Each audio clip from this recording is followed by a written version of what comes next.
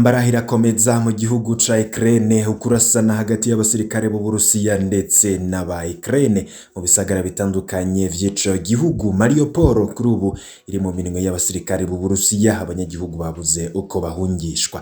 Ibihugu bikomeye ku isi birimwo nka Leta Zunze Ubumwe za Amerika, abategetsi bavyo ntago bumvikana ku kuntu bariko barafasha igihugu ca Ukraine. Bamwe baremeza ivy'imfashanyo iriko irahabwa igihugu ca Ukraine, ariko abandi bakavuga nyabona ko bishobora gutuma habaho ukwivanga mu ntambara kw'igihugu ca Amerika. Ivyo bishobora gutuma kigirwaho n'ingaruka n'ibitero vy'Abarusiya, ndetse n'ibindi bihugu bitandukanye biri muri OTAN biriko biravugwa ko hatariko harumvikanwa ku kuntu bo kwivanga muri iyi ntambara, harimwo no gutabara igihugu ca Ukraine, harimwo kukirungikira ibirwanisho ndetse n'abasirikare. Hari amakuru akomeye cane tugiye kugaruka ko ku bitero bihambaye biriko biragirwa n'igihugu c'Uburusiya, ndetse abasirikare ba Ukraine bakaba bafashwe n'abasirikare b'Uburusiya, bakaba bagotewe ahantu turibuze kubabwira muri ano makuru. Hari n'ayandi yose yatandukanye ariko haravugwa kuri iyi ntambara, ibisasu bikomeye biriko birategwa mu bisagara bitandukanye, ndetse n'umugambi karundura w'igihugu c'Uburusiya kwigarurira igihugu ca Ukraine. Vyose nivyo tugiye kugaruka ko cane. Bamwe bakavuga ko Perezida Vladimir Putin yamaze kurakara kandi yabonye ko iyi ntambara yahinduye isura, kandi ko atariko ararwana na Ukraine ahubwo ariko ararwana na OTAN. Gutyo rero ngategerezwa gufata izindi ngingo zikomeye kandi agafata umwanzuro ukomeye kuri iyi ntambara, harimo no gukoresha ibitwaro atari bwakoreshe kuva ino ntambara itanguye hagira hahere amezi 2 n'igice. Ndabaramukije n'abakaze mwese abanywanyi bacu muriko murabana natwe mu makuru n'ibiganiro tuba turiko turabashikiriza ngaha kumbonesha kure yacu ya ICTV.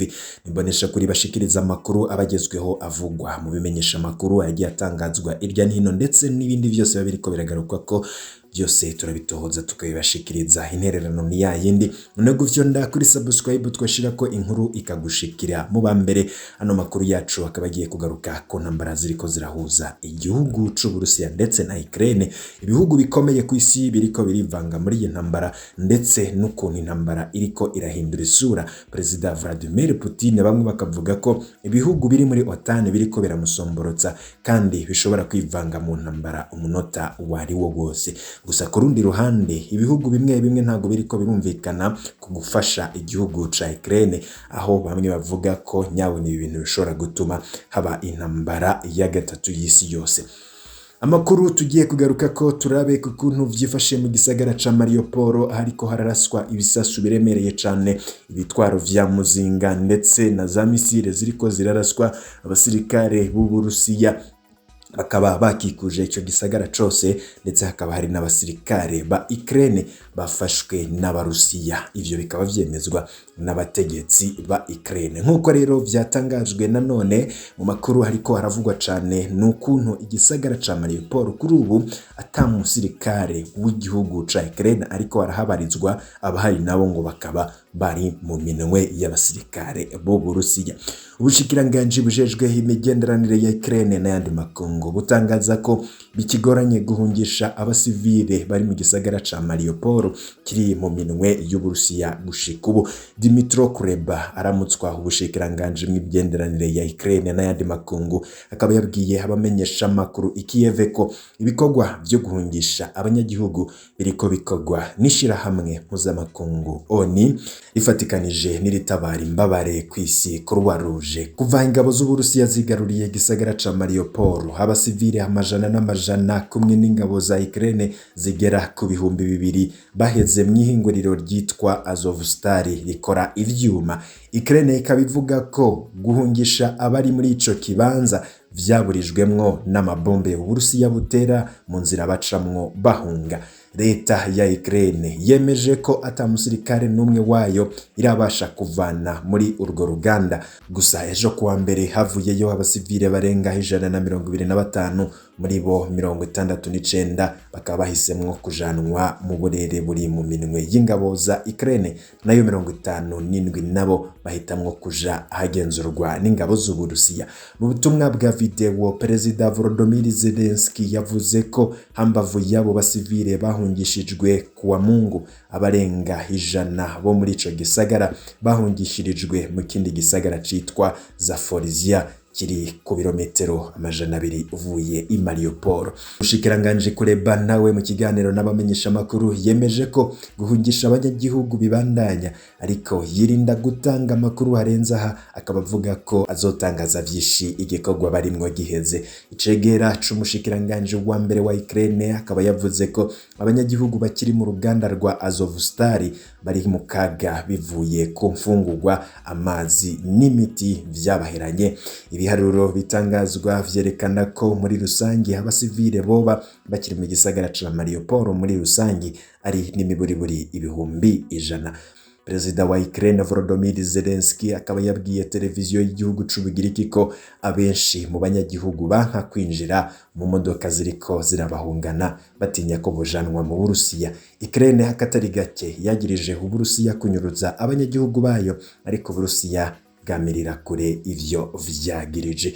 Ku rundi ruhande, nubwo Amerika ivuga ko izobandanya gufasha igihugu ca Ukraine, ariko hari bamwe muri bari muri Kongere ya Amerika batumva kumwe ivyo bintu. Bamwe bakavuga ko nyabone bishobora gukurira igihugu ca Amerika kwinjira mu ntambara, bishobora guteza ikibazo gikomeye cane igihe Amerika yoba yinjiye mu ntambara vyeruye n'igihugu c'Uburusiya. Kongere ya Amerika haba ku ruhande rw'abademokrate canke abarepublikane bashigikiye cane imfashanyo igera ku mamiliyaridi 33 z'amadolari Perezida Joe Biden asabira Ukraine. Ayo mafaranga karamuka yemejwe hazobaje yiyongera ku zindi miliyaridi 13 n'amamiliyoni 6 Amerika yahaye Ukraine mu ntango z'uno mwaka imfashanyo mu vy'ubutunzi, ubutabazi na gisirikare. Mu rugendo umukuru w'inama nshingamateka ya Amerika Nancy Pelosi yahoramwo mu gihugu ca Ukraine yavuze ko Kongere ya Amerika iriko irihutisha ibikorwa vyo kwemeza iyo mfashanyo, agira ati n'amafaranga menshi Kongere yishimiye gutanga. Naho Kongere ya Amerika ishigikiye imfashanyo Joe Biden asabira Ukraine, hari yamara bamwe mu bademokrate n'abarepublikane bashikiriza amakenga y'ububasha Perezida Biden ahabwa n'amategeko bushobora gutuma Amerika ija mu vy'intambara ya Ukraine n'Uburusiya. Ibi bikaba biteye ubwoba ndetse bikaba biteye n'amakenga, bavuga ko ibi bishobora gutuma ibintu bimera nabi kurushaho. Aha ariko Biden akatari gake yavuze ko Amerika itazokwigera irungika ku rubuga abasirikare bayo gushigikira Ukraine mu rugamba irimwo n'Uburusiya.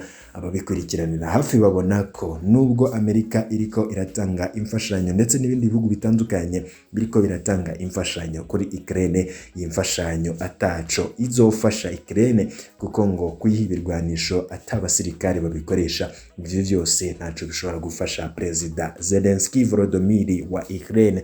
Abandi kandi bakanavuga ko ibibazo vya politike ndetse no kutumvikana hagati ya Ukraine n'Uburusiya nakanivangamwo ibihugu bikomakomeye vyo kwisi ari vyo kunyura intambara gusa, kuko ngo Perezida Vladimir Putin nta mugambi afise wo guhagarika iyi ntambara igihe cose Ukraine itaremera ivyo isabwa. Nyabara hakanavugwa ko bigoye cane aho intambara igeze kuri ubu ko Perezida Volodymyr Zelensky nawe bitamworohera aho bigereye. Ntabwo vyokoroha ko yemera kuva kwizima ngo yemere ko yatsinzwe intambara, kandi ivyo amaze gutakaza muri iyo ntambara ndetse n'ivyononekaye mu gihugu ca Ukraine ari vyinshi cane, aho bigeze rero ngo nta kindi gishoboka usivye kugwana gushika habonetse utsinzwe canke utsinze, kuko inzira y'ibiganiro yo ntabwo igishoboka, kuko abarusiya babandanya gutera amabombe.